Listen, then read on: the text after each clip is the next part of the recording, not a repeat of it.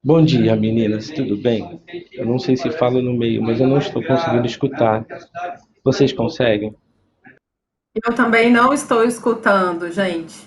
A Helena. Eu acho que é o teu computador, Helena. Deve estar fora, deve estar no mudo, alguma coisa do gênero.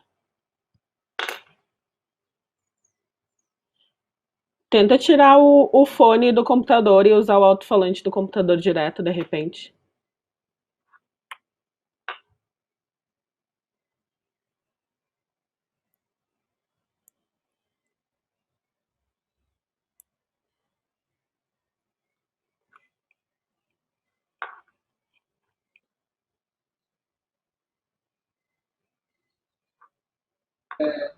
Querida Helena, não está dando para lhe escutar. Prazer a todos e todas. Meu nome é Renato Azevedo. Eu sou afroempreendedor aqui de São Paulo. Eu estou em São Vicente, a primeira cidade do Brasil. Muito prazer em estar aqui. As meninas querem se apresentar e a Helena veja como desenvolve o som dela. Podemos fazer assim? Então vamos. Sim, por mim tudo bem. Assim, Helena, fica à vontade, você volta a hora que for possível, né? Não se preocupe.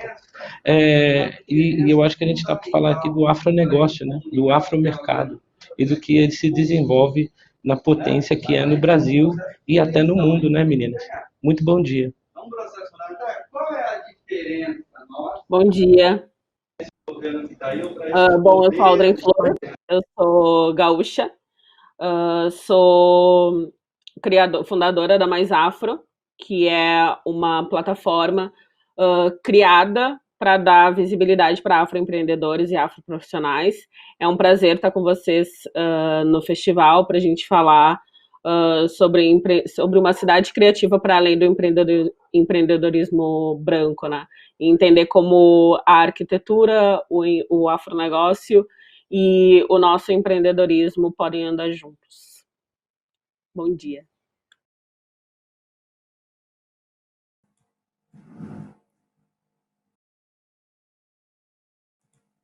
Olá, pessoal. Bom dia. É um prazer estar aqui com vocês. Meu nome é Gabriela de Matos. Eu sou mineira, moro em São Paulo, sou arquiteta e urbanista. Sou criadora de um projeto chamado Arquitetas Negras, que foi criado por mim em 2018. Através desse projeto, eu venho mapeando a produção de arquitetas e urbanistas negras brasileiras por conta da dificuldade de acessar essa produção de conhecimento. E a partir desse mapeamento, eu tenho criado ações e debates, eventos que levantem essa questão da raça, gênero, arquitetura e urbanismo, sabe? Então, eu tenho feito isso no projeto Arquitetas Negras, no meu escritório também. Eu trabalho em rede com mulheres negras, em todas as etapas da construção civil. Hoje sou também vice-presidente do Instituto de Arquitetos do Brasil. E, bom, acho que é isso, para a gente iniciar a conversa. Gente, vocês me ouvem agora? Sim, que bom, Helena. Legal. Perfeitamente, Entrei num perfeitamente.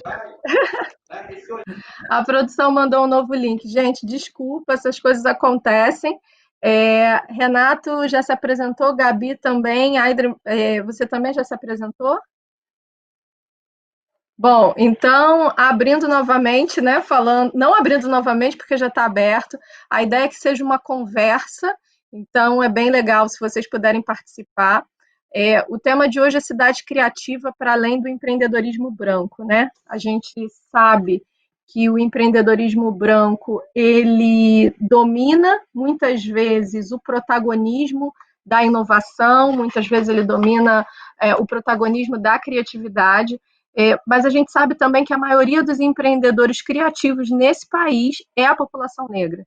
É quem empreende, é quem pensa soluções, é quem repensa a sua própria existência nesses lugares. Então, inovação e criatividade têm nos mantido aqui, enquanto povo, há mais de 500 anos. e como é que a gente trata esse processo sem cair nas amarras da gentrificação e da exclusão.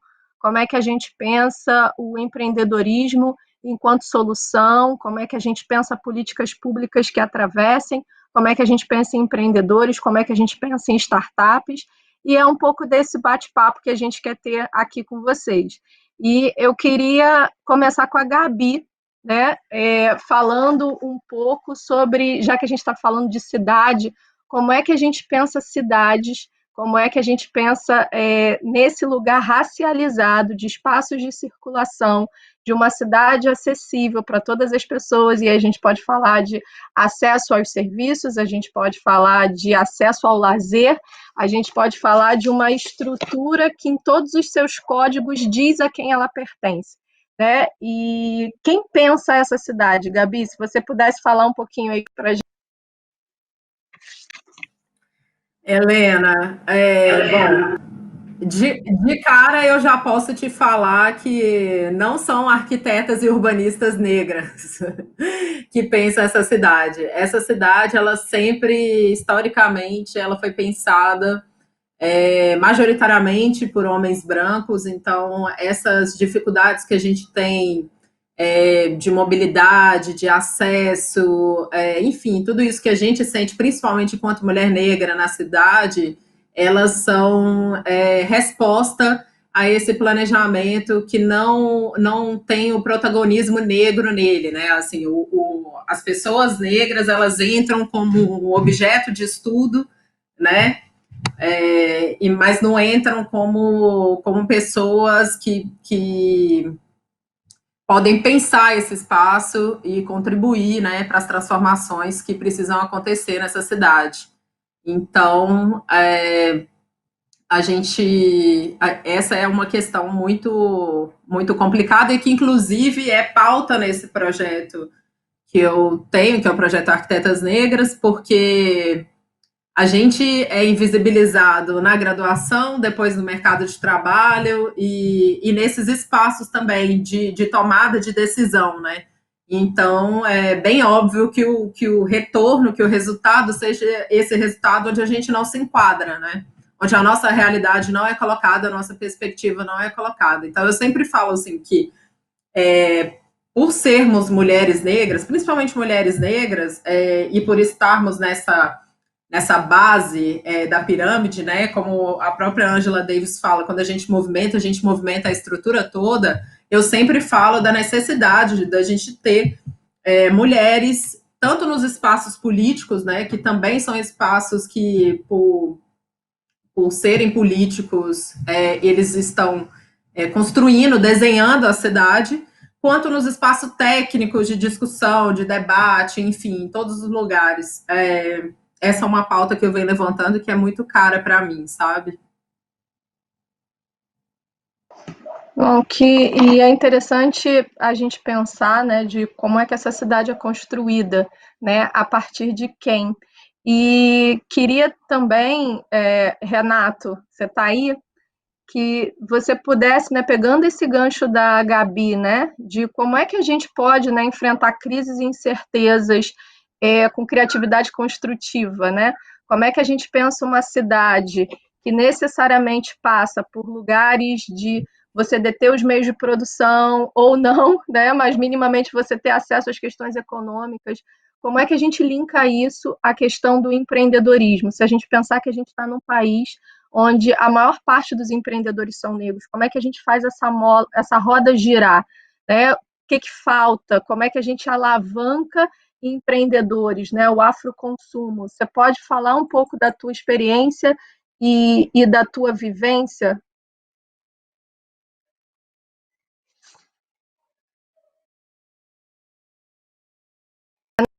Você está no mudo.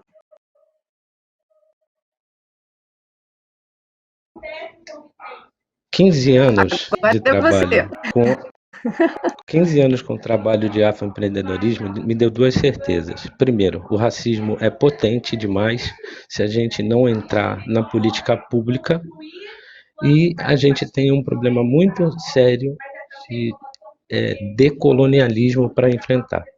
A gente tem que descolonizar o que a gente está vivendo. né? Essa prioridade em que a gente tenha empreendedores sabendo como usar essas ferramentas é necessário, porque tem muito recurso que não chega até nós porque não reclamamos, infelizmente. E não é nossa culpa, é que não sabemos o caminho. Para que haja o desenvolvimento, a gente precisa estudar o Estatuto da Igualdade Racial, a Lei 12.288 de 10, que não é uma lei para inglês ver, é uma lei para executar, e que carrega, pelo menos, 8 políticas públicas para desenvolver. O empreendedorismo é uma delas, que está no artigo 41 desse estatuto. E ele fala que existe o empreendedorismo negro e o afroempreendedorismo. O colorismo, digamos assim, estaria vencido por esse limite, porque afroempreendedor é todo aquele, segundo essa lei, que trabalha com a cultura negra. E o empreendedor negro é aquele de pele preta.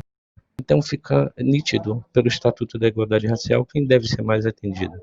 É a mulher negra, e a população LGBTI e os idosos.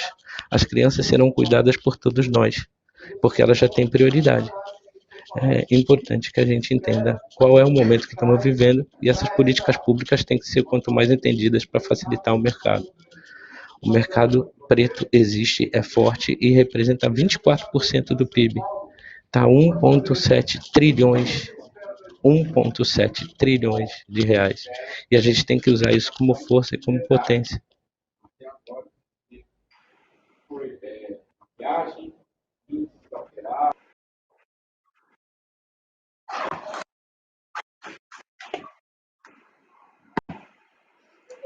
Renata, ainda pego o teu gancho, né? Quando você fala esse dado movimento 7 milhões, a população 50%, né, da população, quase 30% tem o seu negócio próprio. Se a gente faz recortes regionais, pensa em Bahia, entre 4,7 milhões de mulheres negras à frente de seus negócios, e a gente tem números muito grandes, mas também números muito vergonhosos, quando a gente vai pensar na formalidade, no acesso a financiamentos, né? O quanto eles também são mais negados. Onde pensar essa potência, né? Onde você acredita que vem a ruptura dessa estrutura para que isso se destrave? É muito comum a gente ouvir alguns discursos de que mas os próprios negros não compram com negros, mas a gente deveria estar acessando os brancos. Qual é o teu pensamento? Que ponto doce é esse que a gente precisa achar? A covardia do racismo institucional e estrutural não coloca para a gente a direção. Por exemplo, buscando o exemplo da Lei Aldir Blanc, eu acho que vocês devem ter conhecido e sabido que agora nós temos uma lei de emergência pública. Aqui na minha região, na minha cidade, na minha região, não foram identificados os negros produtores. A gente não conseguiu alcançar. Por quê? Falta acesso à internet. Então, o primeiro acesso que a gente deveria lutar incessantemente, até por conta da educação, até por conta da telemedicina, até por conta do teletrabalho, é a busca de uma internet de graça, de qualidade boa para a população preta. Isso seria um primeiro passo apenas para a gente poder difundir educação e desenvolvimento de qualidade com certificação pública. Se falarem para nós que isso é impossível, tem que lembrar que as novas tecnologias dão acesso a isso. E esse acesso é uma primeira etapa para poder liberar esse tipo de fluxo. Agora, o recurso é uma vergonha, porque somente de 2 a cada 20 empreendedores que pedem conseguem o valor máximo que estão pedindo, sejam 5 mil, 10 mil, 15 mil ou 100 mil, por causa de histórico, porque o nosso histórico informal não nos viabiliza. E a Lei Aldir Blanc, como eu estava dizendo, valoriza a questão dos coletivos. E como política pública de coletivo, ela pode ser e dar visibilidade adequada, que ela seja vista e pensada não apenas como uma doação ou uma dação, mas um subsídio para a gente formar um mapa cultural e manter vivo a Lei Cultura Viva, né, que é uma política pública que foi desenvolvida há 6 anos e que ainda não está implementado. Eu temo muito que a gente, por falta de desconhecimento de caminhos, a gente perca algumas oportunidades interessantes. Por exemplo, a Lei Aldir Blanc, ela destina 1,5 bilhão para os municípios, e a presença negra, como é mínima na organização estruturada formal, a gente fica alijado desse recurso, coisa que está acontecendo agora e que vai durar até março de 2021. E a gente tem, quanto mais informar da existência desse tipo de política pública para atrair pessoas, porque esse recurso não é, como eu disse, doado, ele é um direito do empreendedor e do afroempreendedor cultural. Isso só para falar da área da cultura. E quanto à arquitetura, cidades inteligentes, sem pensar o meio digital e a mobilidade urbana, a gente não chega a lugar nenhum, porque, como você disse desde o começo, no princípio, a periferia é o centro. E nas periferias tem que ter acesso a todo tipo de política pública, seja educação, saúde, cultura e todos o que é de direito termos. Não, maravilha, Renato. E falando um pouco da... Tem até aplausos, viu, Renato, para você no final da fala. Pensando um pouco do que você falou da questão da visibilidade, né? O quanto o sistema muitas vezes é desenhado para que a gente desconheça, às vezes a gente essas, porque não. Eu queria fazer a ponte aqui com a Aidren sobre essa questão de visibilidade. Aidren, você hoje é gestora de projetos, você é curadora de bolsas numa das maiores escolas de criatividade, né, que a gente reconhece no Brasil, reconhecida, inclusive, digamos, pela branquitude, porque é, de fato, uma escola de excelência, uma escola de inovação e criatividade. E imagino o desafio, né, de pensar como é que a gente dá acesso para toda uma potência criativa, né, de jovens negros, de jovens profissionais, de jovens estudantes que normalmente não acessam esses espaços. Quais são os caminhos para a gente visibilizar? Quais são os caminhos para a gente prover acesso? E qual é a importância de acessar esses lugares, desculpa, tradicionais, mas que te permitem acessar ferramentas que destravam, de fato, né, essas trajetórias de você acessar esses lugares da criatividade, etc. Você pode falar um pouco sobre? Claro, posso sim. Bom, eu tenho comigo, eu acredito muito, que o acesso, na verdade, o empreendedor, não só o empreendedor, mas toda a população preta, o que foi lhe negado foi o acesso. Porque se a gente der uma olhada na nossa história, sem o acesso, a gente chega muito longe, né? A gente conquista muitos espaços, né? Na lei da sobrevivência, a gente vai sobrevivendo, enfim. Mas eu acho que o que nos falta é acesso. E aí, quando eu faço essa ponte entre as pessoas negras que não teriam condição financeira de acessar um curso que tem um ticket médio alto, né, e que a gente certamente teria que ponderar, fazer uma balança entre pagar conta de luz, pagar conta de água, sobreviver e pagar um curso rápido, né, de 10 dias com um valor alto. Quando eu vejo esse acesso acontecendo, eu tenho cada vez mais certeza de que o que nos falta é acesso ao conhecimento técnico, porque tem muita gente que empreende, tem muita gente que trabalha e que está fazendo as suas atividades, o seu rolê, o seu negócio na prática, mas não tem o senso do técnico, né? Não conhece as ferramentas certas, não conhece as ferramentas que poderiam ajudar a dar mais visibilidade para o seu negócio, para o seu projeto, enfim. Eu acho que quando o Renato fala sobre um acesso à internet, isso é muito fundamental, né? Porque hoje, por mais que o celular esteja popularizado, ele está popularizado para quem, né? Quando a gente olha a pandemia e olha que as escolas públicas tentaram passar, pelo menos em Porto Alegre, tentaram implementar o uso da plataforma do Google para os alunos acessarem as tarefas, a briga dentro de casa era o pai ter que esperar chegar o horário em que ele fosse chegar em casa para liberar o seu celular para o seu filho, né? Um pai e uma mãe que, de tanto trabalhar e de ter que lidar com o lar, ter que separar um momento para também aprender o que o filho estava aprendendo para poder explicar para o filho. Então, eu acho que o acesso, ele é algo muito fundamental. Quando eu vejo as pessoas que acessam os cursos, porque tem todo a minha curadoria tem todo o acompanhamento com essas pessoas,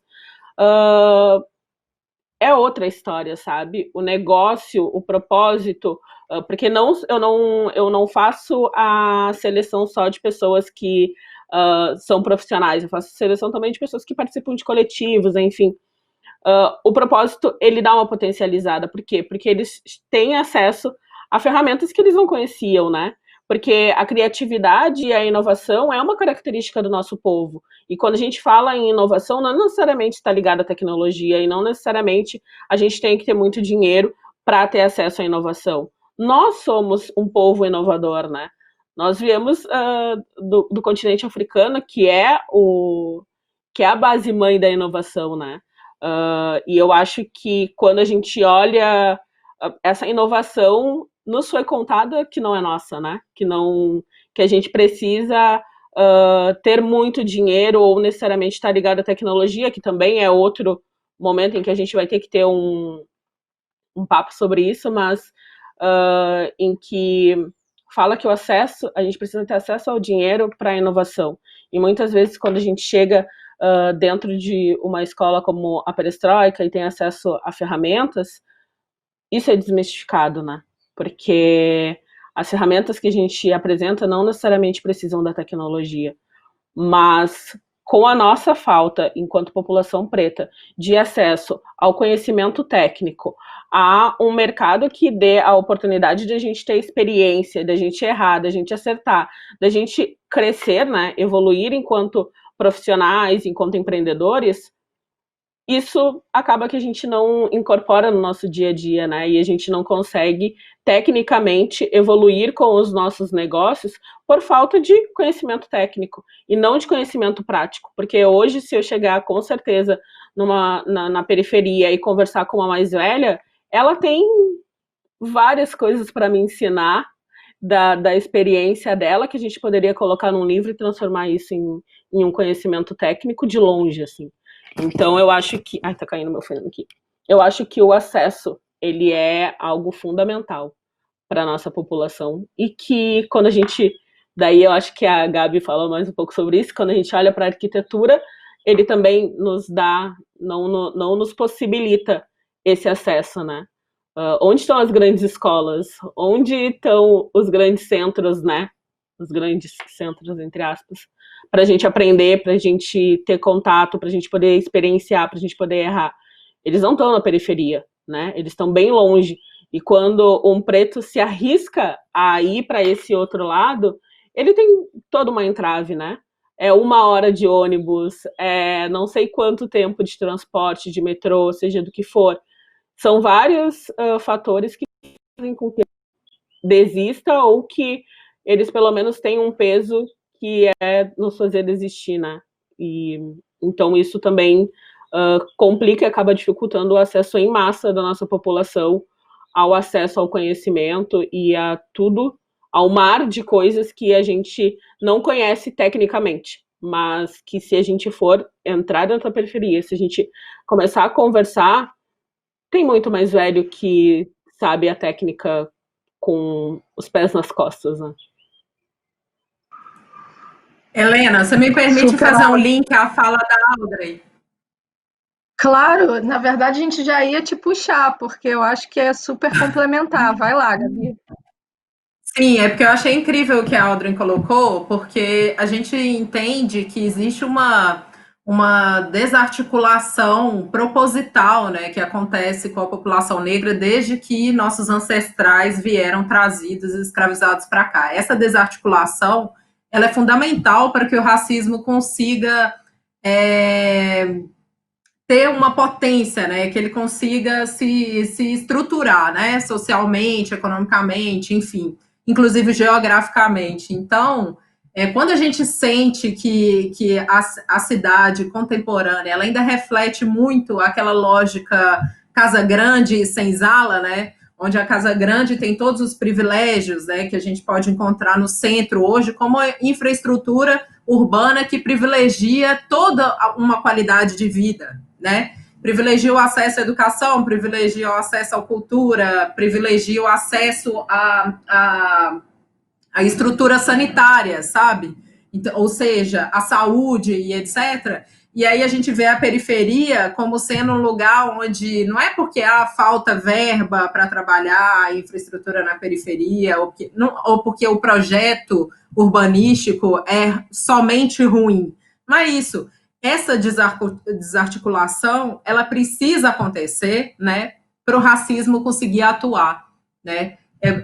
E aí a gente encontra isso, essa dificuldade, né, como a Audrey falou, de acesso principalmente ao ensino, enfim, por conta muito disso, por conta dessa estrutura urbana, né, que é pensada para ser dessa forma, sabe? Porque muitas vezes eu vejo as pessoas colocando assim como se fosse, principalmente pessoas profissionais da minha área, né, urbanistas, pensando como se fosse uma questão de falha de projeto, sabe? Não é falha de projeto. O Achille Mbembe, que é um grande pensador negro camaronês, ele chama essa negligência, essa política de extermínio da população, de certos grupos, de necropolítica, né? Então, assim, o que a gente vê de negligência do Estado, ou até não só de negligência, porque a negligência ela é uma violência, mas também a criminalização de territórios, a ação truculenta da polícia, tudo isso também é necropolítica, sabe? Então, era só para colocar essa observação, fazer um link aí com o que a Audrey falou. Gabi, e é super relevante, e quando a gente pensa na cidade para todas as pessoas, e quando você, né, o seu conhecimento, porque você é especialista nisso, enquanto arquiteto e urbanista, é que a gente pensa numa cidade, né, dita para todas as pessoas, mas que ela é construída, né, na sua gênese, ela nasce a partir de uma lógica excludente, né? Ela é o próprio desenho da cidade, ela é a materialização de relações de poder, né? E isso se dá até em nome de ruas, né? Quando você pensa que mais de 80% dos nomes de ruas são nomes de homens e 15% são de nomes de mulheres. E quando a gente pensa que quem está dando nome às ruas são os colonizadores, militares, políticos, latifundiários, alguns escravagistas, e quando você tem ruas com nomes de personalidades negras, você tem um Machado de Assis, você tem um Luiz Gama, que são caras que você dificilmente também conseguiria invisibilizar. Fazendo um parênteses que Machado de Assis era branco até pouco tempo atrás, né? Para a grande média da população, sequer sabia que Machado de Assis era um homem negro, né? E aí eu queria, Gabi, ainda com você, que você falasse um pouco sobre esse desenho, né? Eu acho que quando a Audrey traz, ela traz isso muito bem. Você tem uma estrutura que te obriga a atravessar uma cidade para acessar, às vezes, espaços de lazer. Você atravessa a cidade para acessar os espaços de educação. E isso tem um custo. Isso não tem só um custo financeiro, né? Isso tem, muitas vezes, um custo emocional. Isso muitas vezes tem um custo do não lugar, né? De você entrar num lugar não desenhado para você, onde você é eternamente um intruso. Como é que a gente pensa mecanismos que nós criamos até hoje, né, de burlar esses caminhos e que nos permitam acessar? Você consegue falar um pouco para a gente sobre esse desenho e como é que a gente redesenha, né? Por exemplo, pensando no Arquitetas Negras agora. Tá, então, Helena, eu vejo assim, eu acho que essa cidade para todos, ela é o ideal, seria o ideal e tal, mas tem uma utopia nesse pensamento, porque a gente precisa entender que o Brasil, ele o Brasil, como a gente chama, como a gente conhece, a partir de 1500, ele é um projeto de nação, que é um projeto de nação construído para já exterminar povos, como foi o caso dos povos originários, povos indígenas que estavam aqui quando os colonizadores chegaram, e as constantes investidas do Estado para continuar esse extermínio, né? E aí tem também a questão da população negra, que desde o final da abolição vem sofrendo também, tanto no âmbito político, de leis, etc., quanto nas instituições da polícia, etc., que também continuam investindo, né, nessa violência para exterminar a população negra, né? Não é à toa que a gente fala de genocídio, etc. Então, assim, eu acho que a gente precisa, como o Renato falou lá atrás, eu não chamo de descolonizar, porque eu acho que é meio impossível a gente descolonizar. Não tem como a gente voltar atrás e deixar de ser um lugar que foi colonizado, entendeu? Mas eu acho que a gente pode decolonizar, sim, as nossas ações, os nossos pensamentos, e isso inclui as ferramentas que nós, enquanto população negra, vamos inventar, né? Inventar mesmo, porque é uma invenção que às vezes a gente acha que, igual eu no projeto Arquitetas Negras, quando eu comecei com mapeamento e acha que ficaria nesse mapeamento. Hoje o projeto tomou outras proporções, onde eu consigo identificar pensamentos decoloniais na produção de arquitetas e urbanistas negros, ou seja, já é um outro momento onde a gente coloca um outro pensamento que ainda tem dificuldade de ser reconhecido academicamente, tem dificuldade de ser posto no mercado de trabalho. Então, assim, as nossas metodologias são metodologias que agora que estão começando a ser levadas para esse âmbito acadêmico. Então, a gente vai muito na tentativa e erro ainda, né? Porque a gente precisa sobreviver e não é só sobreviver, né?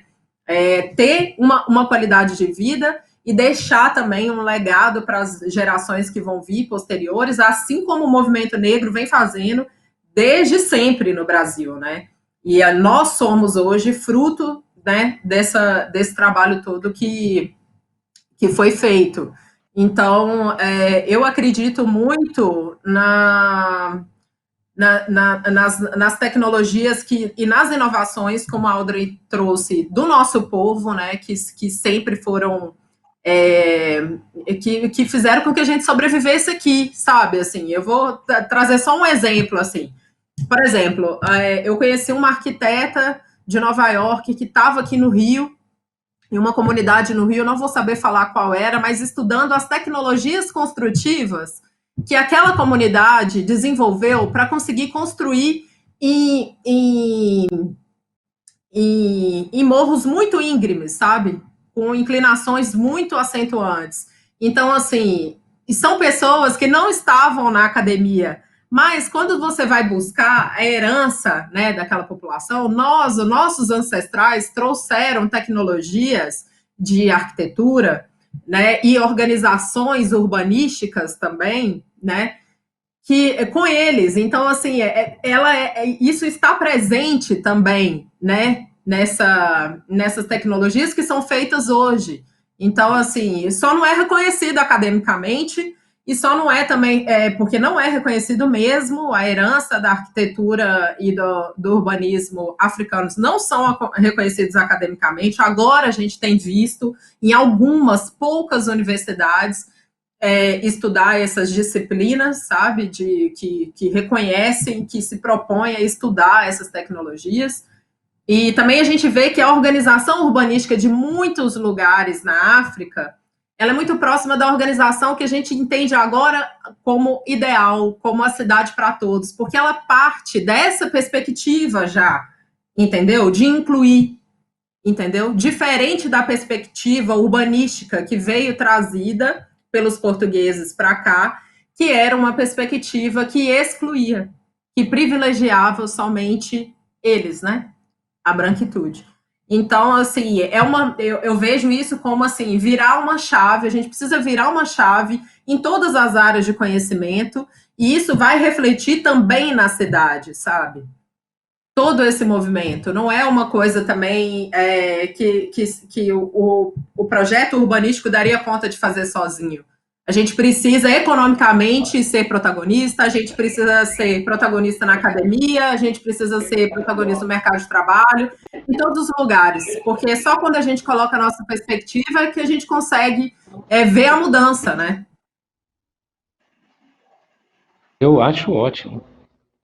Jurídico e cultural, ela realmente tem que ter uma transversalidade.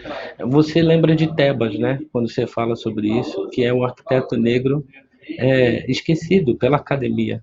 Você lembra que a primeira universidade que foi negra, né? E você lembra que a gente tem que trabalhar de forma transversal. Nosso saber tem que prevalecer. Mas para isso acontecer, a gente precisa gerar organização. Então, eu acho que se oferecer, as pessoas se oferecerem os seus saberes para poder construir esse momento que a gente está vivendo, é decoloniar, descolonizar e desfeudalizar, porque nós vivemos num país em que o conhecimento é feudal. Esse é um grande problema, porque se esse conhecimento que nós temos aqui nessa live fosse propagado de uma maneira imediata para 1 milhão de pessoas e 1 milhão de negros, talvez, só talvez, a gente acendesse a luz na mente de 100 negros que poderiam estar atuando junto conosco nesse grande empenho de troca de informação. A transversalidade salva nosso trabalho, para que a gente não passe, não siga de uma maneira apenas jogando palavras ao vento, né? E nós não estamos jogando palavras ao vento no momento em que nós temos população de rua incrível em São Paulo e pelo menos 150 prédios vazios, né, que poderiam estar abrigando essas pessoas de rua, e prédios enormes. Então, isso desculpa, eu estou no meio de um evento, é por isso que está dando palmas, mas não é para mim, né? Nunca foi. Na verdade, é para que a gente possa juntos receber essas palmas e que elas dão energia para a gente. A ocupação de prédios vazios nas cidades de São Paulo daria, de uma maneira coligada entre direito, arquitetura e desenvolvimento social, dignidade para as pessoas da rua. E isso é possível porque as dívidas de IPTU desses prédios são enormes. Isso está no portal da transparência. E eles poderiam, a paga disso, seriam a servidão dos prédios para esse desenvolvimento de dignidade urbana, né? Que é tirar as pessoas da rua. Tem pessoas que são e gostam e propõem uma vida de andarilho, mas isso é uma minoria ínfima de acordo com o que nós temos na rua, e a maioria preta, pobre, e que está na rua porque não consegue às vezes chegar a tempo no seu trabalho, então por isso dorme em lugares precários, dorme dentro do carro, dorme em pensões e às vezes dorme na rua. Então, essa ocupação em que trouxesse a periferia ao centro ou a periferia no centro, dando dignidade também para espaços periféricos, com hospitais, com mais educação com a nossa cara, educação usando o sistema S para desenvolver essa cultura preta da negra e do negro que estão lá na periferia, que se viraram. Na área de beleza, na área de maquiagem, por exemplo, se tivessem os mesmos equipamentos que tem as negras e negros americanos, como seriam as negras e negras brasileiras? Você compra uma determinada base, um determinado produto para o seu cabelo, cílios, que lá são centavos, aqui, como vem centavo de dólar, fica muito mais caro. E enquanto isso, a gente martiriza por falta de dignidade para as pessoas, que a maioria esmagadora de negros hoje está ganhando 3 vezes menos do que o branco. Isso é, pelo menos, irresponsabilidade social. É pelo menos. Tá? E a produção preta se propõe. E a produção preta se propõe a fazer esse tipo de discussão, que é a empresa que difunde as potências da comunidade negra aqui na Baixada Santista.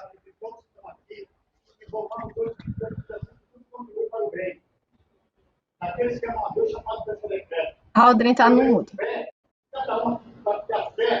Eu queria fazer só uma volta na fala da Gabi, depois da conexão com a fala do Renato, de que quando a gente pensa, né, também no acesso que a Gabi estava falando e tudo mais, que quando a gente realmente tem muitas ideias, né, a gente realmente busca a inovação dentro do nosso quadrado e dentro da nossa realidade.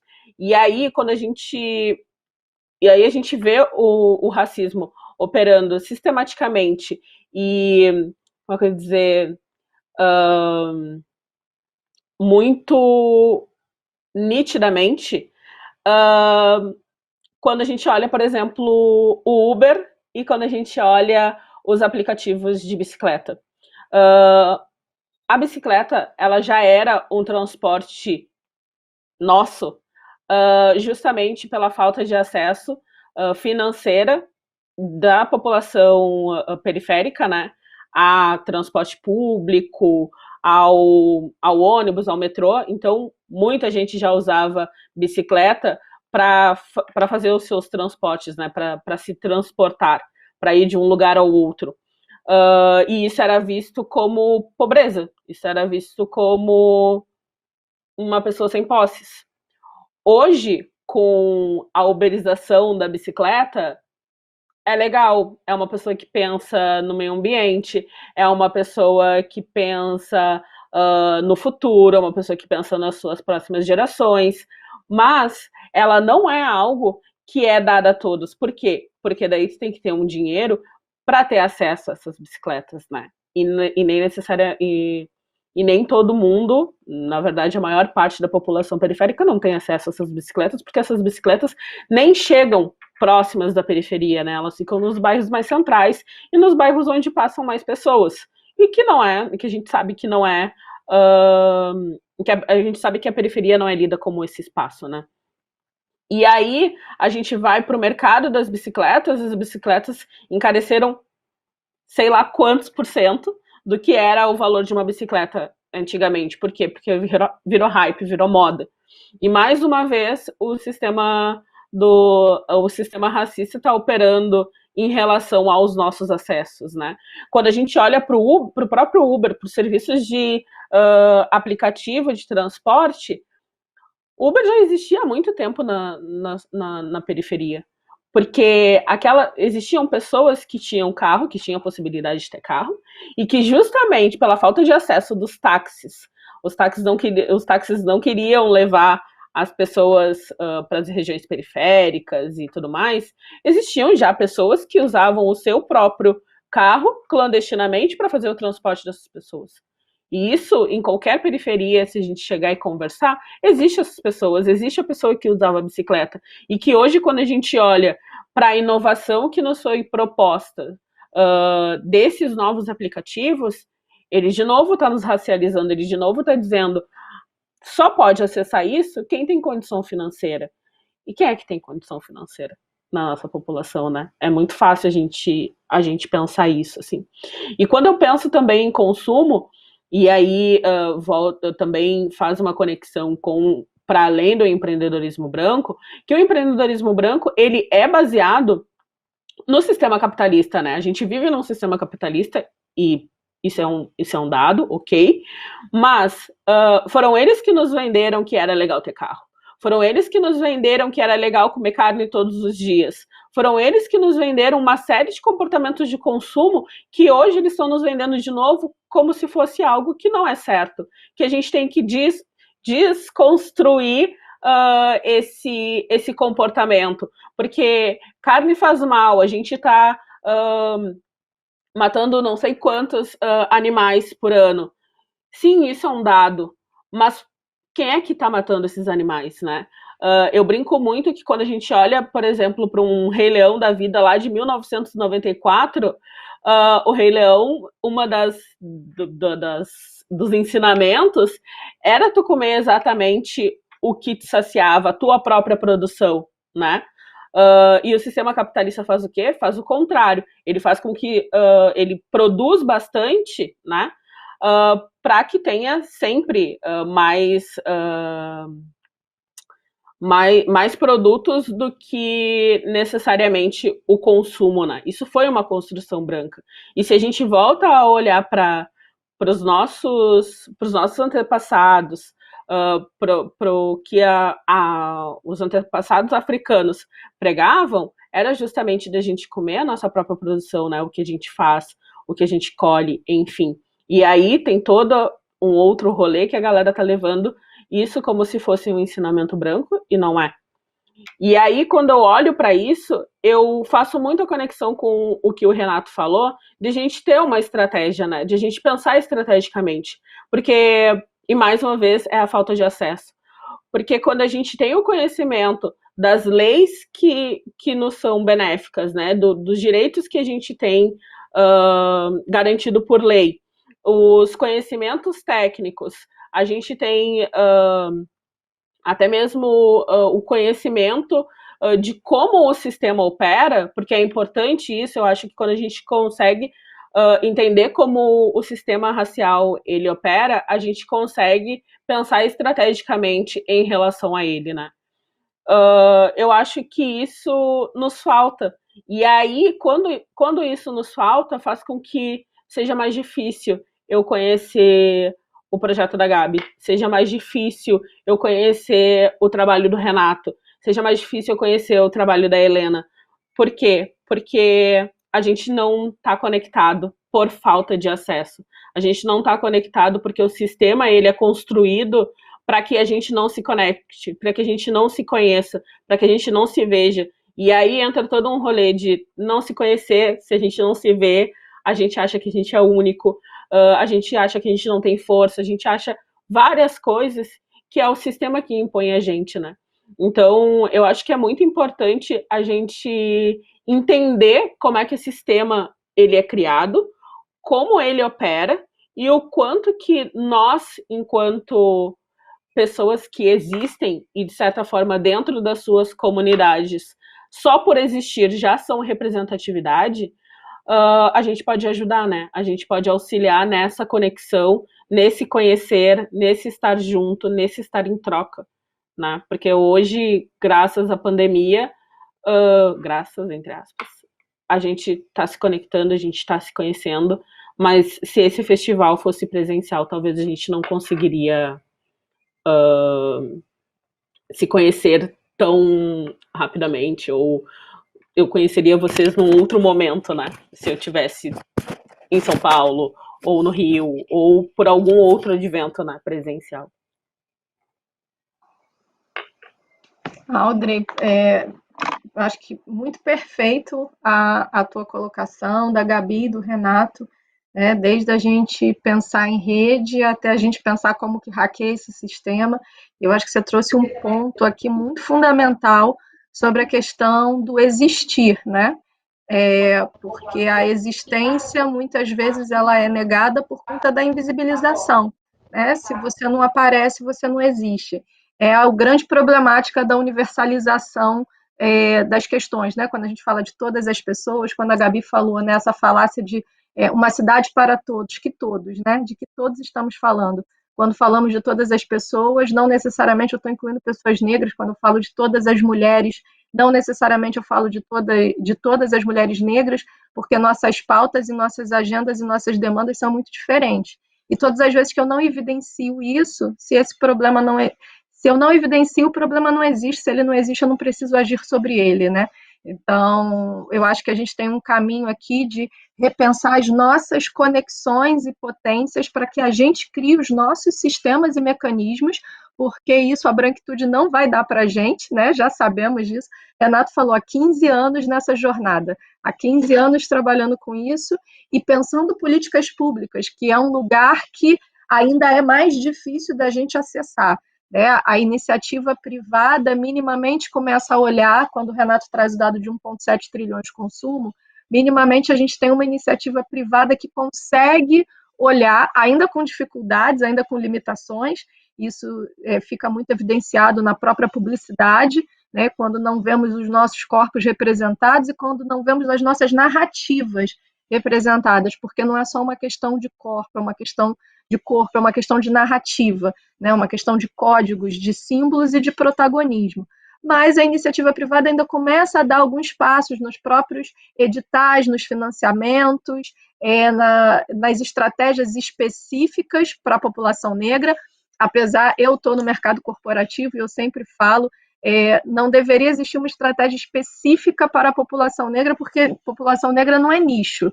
56% da população brasileira não é nicho, 1,7 trilhões, 40% do consumo desse país não é nicho.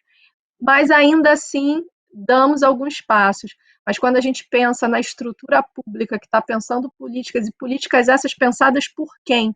Né? A partir de quem? Quem são, muitas aspas, né? Os donos do poder, a gente percebe que a gente ainda tem muito trabalho.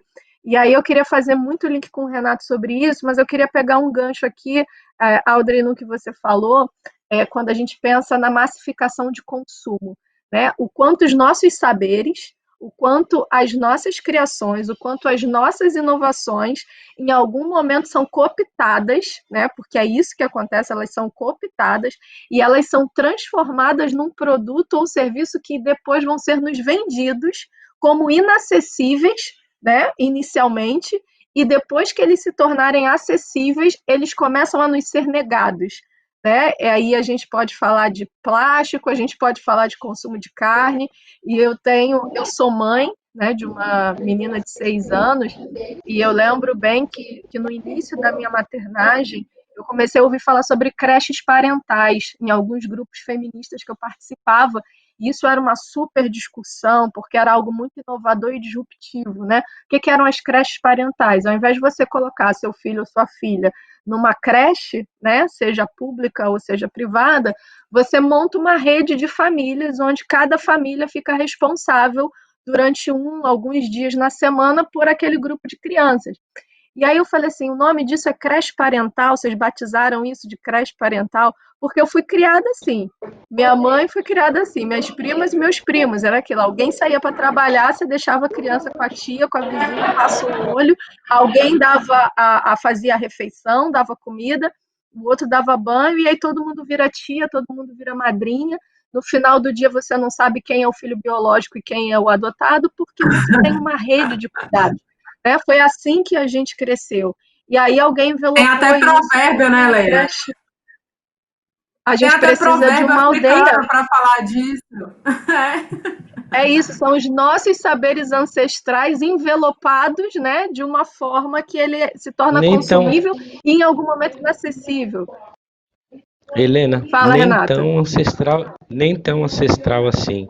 Você imagina que em 1986 foi feita uma convenção para falar da Constituinte, e lá naquele momento já se falava de pagamento de carteira assinada para empregada doméstica, 1986, e a gente só em 2015 teve garantido esse direito, que foi nos anos 30 também falado. Então, desculpa, a gente tem um problema muito sério de não reconhecer as nossas vontades e saberes. A gente entrega para o outro. A gente não hoje nas lojas está vendendo pano africano que chega a nós e nos é vendido por R$7 para manufaturar o metro, mas chega a R$70 nas lojas não é nem shopping. Não é nem shopping, é lojas de rua mesmo. Né? Você tem uma necessidade de grandes empresas como Google, como a Magazine Luiza, a fazer essas chamadas, importantes chamadas de trainee, mas a gente tem que lembrar que o trainee é 58% negro e o executivo é 4,6% negro. Como é que se você garantir que o trainee vai ter a mesma chance para se tornar executivo, eu acho que é uma política pública decente. Agora, do jeito que Bayer, Magazine Luiza e Google fazem, 4 mil, 5 mil para 100 vagas, 200 vagas de trainee. Agora, e isso tem que mudar, não é que vai mudar, tem que mudar, até para que a gente tenha a participação também da iniciativa privada nas tais das políticas públicas. Isso se chama ação afirmativa, e essa ação afirmativa tem sido exigida. Eu vou contar somente um caso, que é o Segundo Sol, a novela Segundo Sol, que pela Globo ela foi tratada como sendo dentro da Bahia, mas não tinha negros. E o Ministério Público veio e obrigou que a visibilidade negra da Bahia, que é enorme, né? Se eu falar que é 80%, acho que eu vou estar errando para menos, ela fosse atendida numa novela que é da Globo, que foi feita na Bahia. E essa ação, segundo o Sol, é pouco difundida, mas ela muda o padrão da mídia brasileira. E aconteceu agora, nos anos 10, né? E eu estou aqui à disposição de vocês, inclusive, para que a gente continue essa conversa em outras oportunidades e a gente organize as 8 políticas públicas existentes do Estatuto e as possibilidades de ouvidoria e uso da justiça para a gente garantir esses direitos que são nossos. Não são favores, são direitos. E a gente tem que cobrar.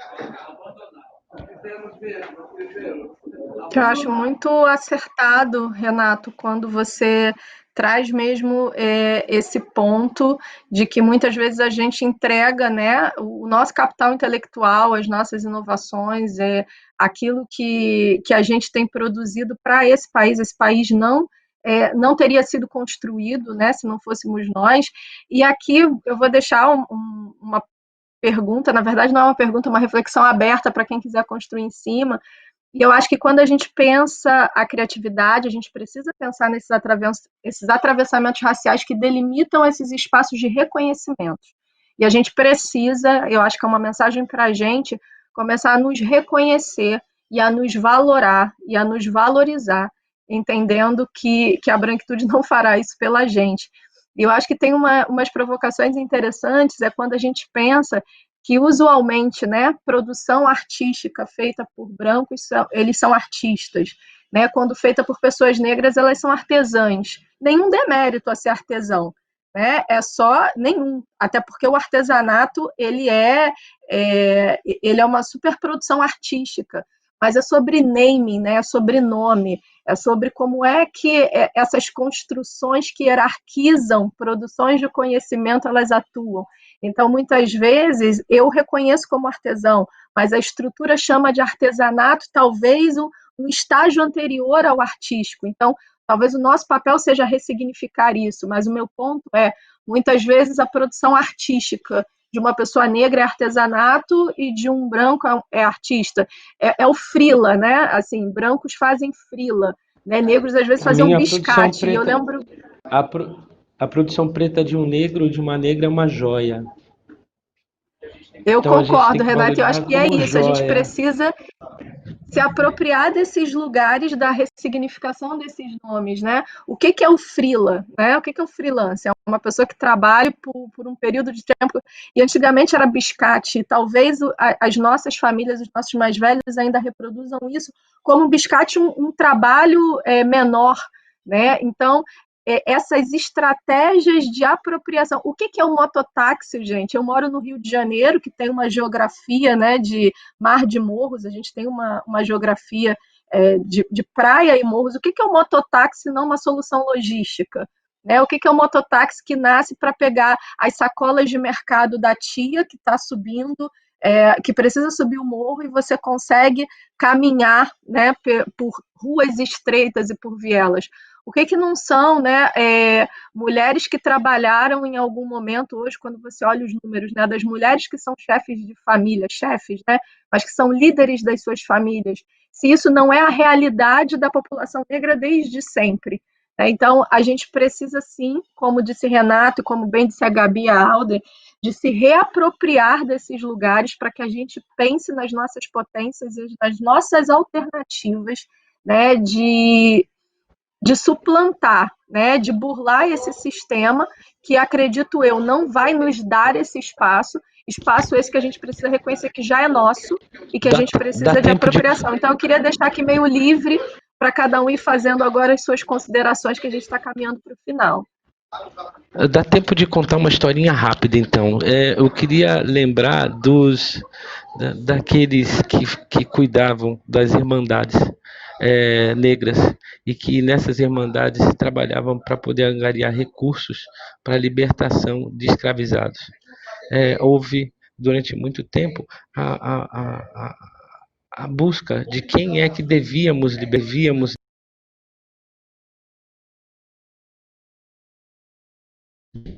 ainda não possível ter crianças, para que o próximo não fosse escravizado.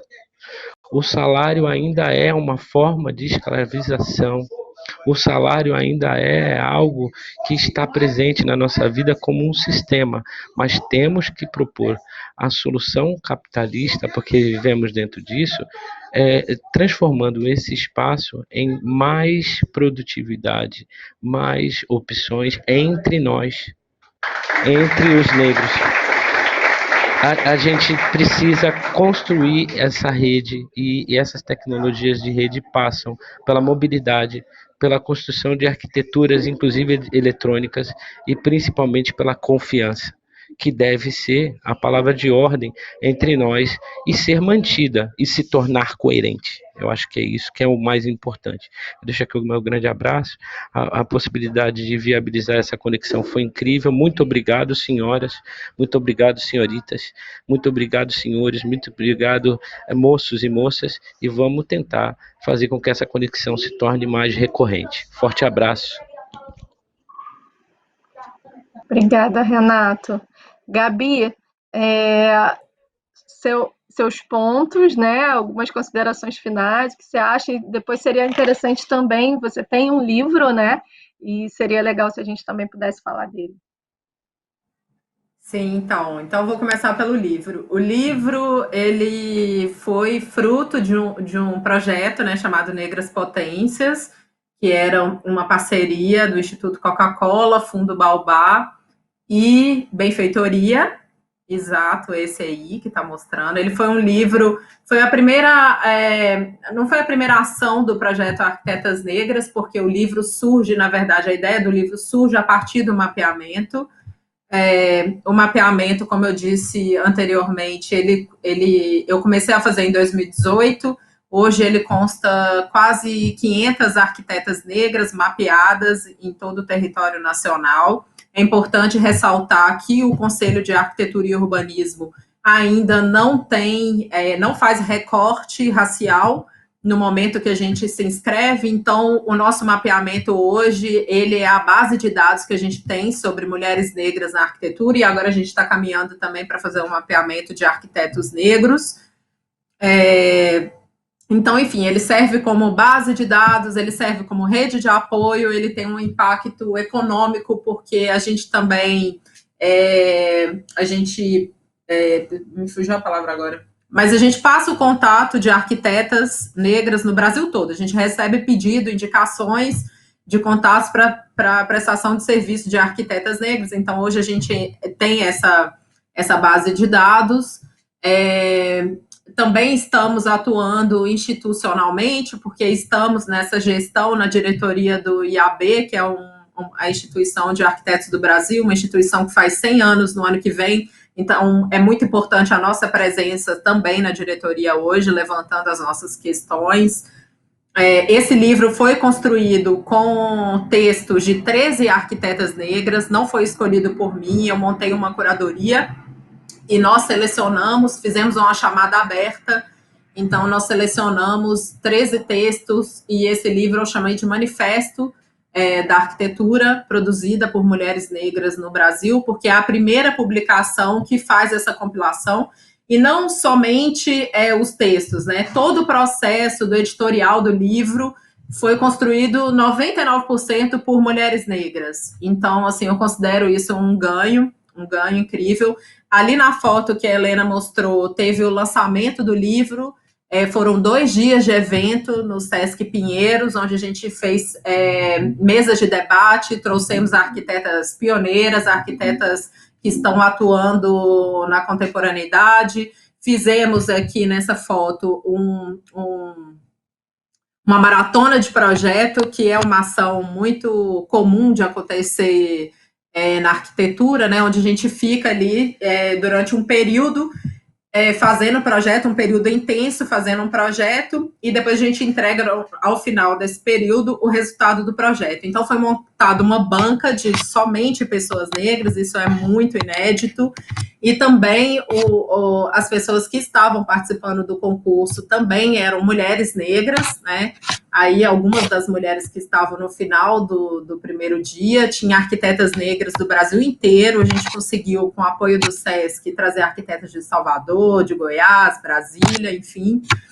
Então, enfim, esse é o projeto, e assim, eu queria só para fechar a minha fala, dizer que é muito importante sempre a gente estudar a nossa história. A gente não está reinventando nada, né? Assim, a gente tem um exemplo de sociedade livre aqui no Brasil, né? Que a própria Lélia Gonzalez falava muito, que a gente não conhece a fundo, que era o Quilombo dos Palmares, né? O Quilombo dos Palmares foi um exemplo de sociedade livre, onde conviviam negros, indígenas e até pessoas brancas, pobres, que de alguma forma não se enquadravam no sistema colonial. Então, a gente tem experiências, assim, não é que a gente vai fazer um Palmares novamente, porque não é esse, não tem sentido isso, mas Palmares está dentro de nós, então a gente precisa levar essas coisas para as nossas ações no cotidiano, né? Levar esse entendimento que é muito importante a gente fortalecer a nossa rede em todos os momentos, né? Toda vez que a gente vai procurar um profissional, vamos pensar, então eu vou tentar primeiro buscar um profissional negro, né? E é só assim que eu acredito que a gente vai conseguir virar essa chave e contornar esse colonialismo, essa forma de fazer muito embranquecida, né, que a gente encontra hoje no Brasil. Era isso. Muito obrigada pela presença. Eu queria agradecer principalmente ao Festival Criativar por promover esse encontro muito rico entre nós, e espero que a gente tenha a oportunidade de se encontrar em outros momentos também. Muito obrigada, gente. Obrigada, Gabi. Audrey? Bom, eu também queria agradecer a conexão. Acho que as nossas trocas, eu sou uma pessoa muito fã de troca, né? Sou uma pessoa que acredita muito nesses papos, sejam eles online ou presencial, né? Eu acho que é muito importante deixar para a galera que está assistindo ou que vai assistir depois um ponto de interrogação, né? Uma provocação também, de que a gente precisa pensar estrategicamente em como a gente vai hackear esse sistema, em como esse sistema pode ser hackeado. E normalmente quando a gente fala hackeamento, as pessoas levam para o lado ruim, porque não foi a gente que criou, sabe? Então, por isso que ele tem essa conotação negativa.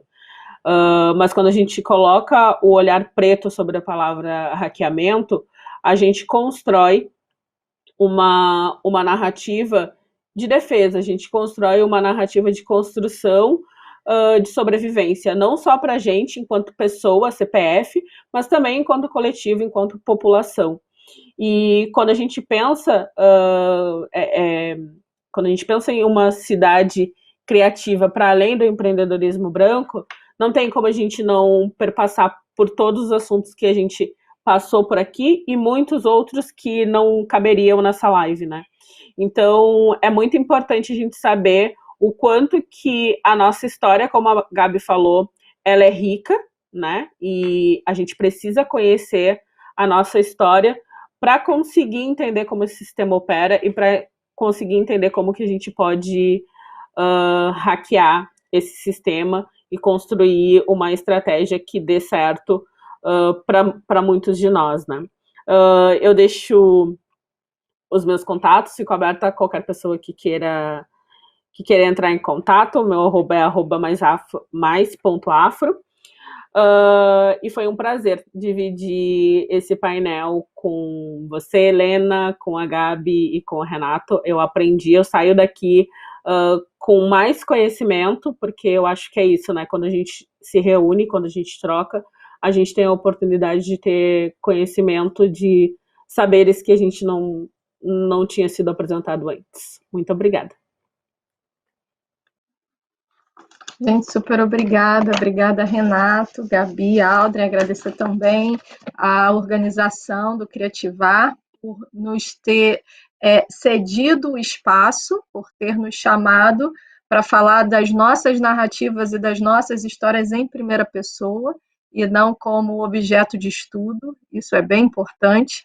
E quero deixar aqui também uma mensagem de que eu acho que é uma provocação importante, que a gente sempre faz, pessoas negras não falam apenas sobre racismo. Nós temos aqui a Gabi enquanto arquiteta, você tem a Audrey falando de inovação, você tem o Renato como advogado. Renato, eu acho que eu não estou errado, você é advogada, pensando em empreendedorismo. Todos nós falamos sobre o tema, mas isso não falamos somente. E eu acho que é uma mensagem importante da gente dizer, porque isso é um reconhecimento dos nossos saberes e das nossas potencialidades. E eu costumo dizer que pessoas negras não falam só sobre racismo, mas são tão brilhantes que nós conseguimos nós conseguimos racializar as questões e ler esse país a partir daquilo que o construiu. Então, não falamos só sobre isso, falamos também.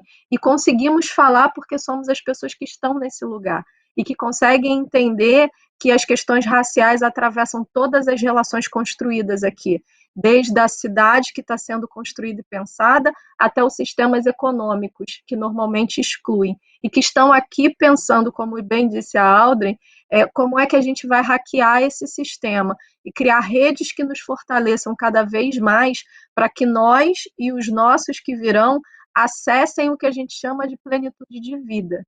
Muitas vezes a gente está chamando de privilégio coisas que deveriam ser direitos básicos. Não é privilégio acessar os sistemas econômicos, não é privilégio ter emprego digno, isso é o mínimo necessário. Porém, num país que não se pensou, enquanto nação desigual, isso ainda é privilégio de alguns e a gente está aqui para fazer esses apontamentos. Pensar uma cidade criativa para além do empreendedorismo branco é pensar em todas as pessoas que aqui habitam e que vivenciam essa relação de cidadania de formas muito diferentes. E quais são os nossos papéis dentro dessa dinâmica? O nosso papel enquanto pessoas pretas, mas também um convite para as pessoas brancas, Qual é esse papel? Não basta não ser racista, tem que ser antirracista, mas isso não é uma hashtag, Isso é uma prática diária que significa repensar o seu lugar, os seus privilégios e como é que você coloca isso a serviço de construir uma sociedade igual para todas as pessoas.